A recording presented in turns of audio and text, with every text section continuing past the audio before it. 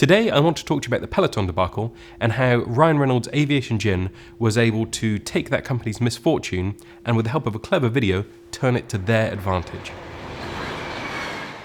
It's had a very negative reaction from the general public and the media have torn it apart. But what I want to really look at here is how we went from this to an absolutely genius move by Aviation Gin to get hold of that actress really quickly after all of this blew up and put her into a really straightforward Christmassy ad for the gin where she's potentially playing the actual Peloton wife, or maybe it's the actress who was in the advert and after all the negative press she's kind of being consoled by her friends.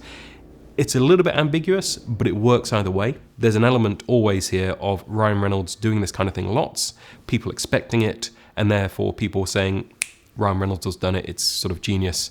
So you do have to weigh up when you're trying to approach something like this, whether you'll be able to execute it and whether you will execute it in the right way. And the tone of execution is really what this all boils down to. If we look at the original Peloton ad, it's very much taking the wife's journey with selfies and putting you almost as a viewer in there. You're the person that she's talking to. She's looking directly down the barrel of the lens, and everything that she's doing with those selfie videos is directed to you. That could work really well, but it doesn't. The Aviation Gin ad starts off with her just looking down the barrel of the lens, really long shot just on her face and her slightly staring off into the distance, a little bit shell-shocked. The nuance that they managed to draw from this actress is fascinating. The two ads, they have a very different tone, and you could say, well, it just didn't come across well. I think it's always down, in that case, to the direction. So looking at this Aviation Gin ad, where the tone is just right, and both of the actresses on either side of the Peloton wife are also perfect. They have just the right responses, just the right delivery. The pacing's good.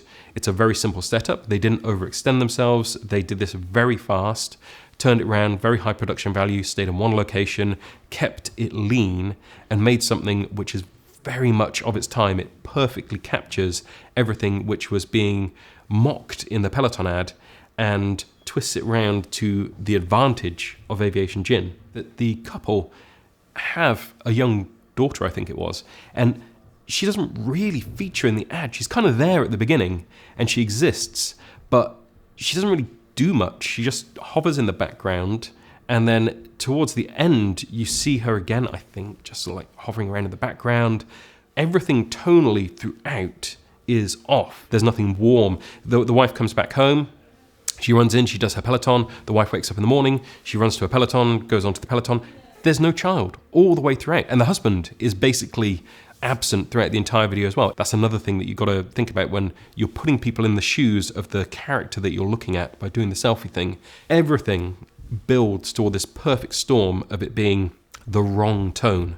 I'm very much aware that when we do a project, things don't always go the way that you'd like them to. So any stage of the process, whether it's pre-production, whether it's on the shoot day, whether it's in the edit, so maybe the child on the day wasn't really feeling it and they couldn't quite do what they wanted them to do, so that's why they don't feature so much.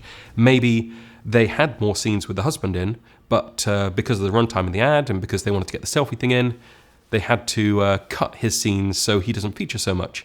Those are things we don't know, and it's hard to gauge where the tone of the ad would have started, but it's definitely along the way, probably through some small steps here and there when you're doing the scripting, when you're doing the planning, when you're doing the pre-production, location scouts, looking at the space that you're going to be in, looking at what talent you'll need, looking at the props that you'll need, all of those little steps where you've pushed the ad to the brink and suddenly you're not making the right advert.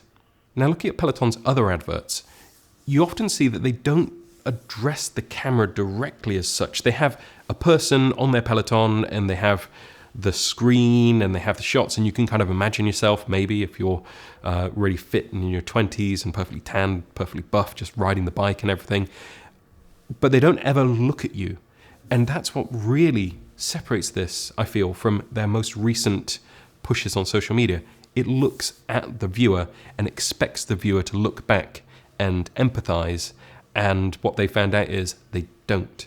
Maybe this is really good PR for Peloton. Maybe they've got so much traction, whether it's the Aviation Gin ad that mocks them, whether it's all of the discussion that's been created around it, but people are very aware of the brand. So going into 2020, what I would say to the brands that we work with is always have the ability to respond quickly, whether you're on the bad side of PR or whether you want to jump onto something and get some good PR off it.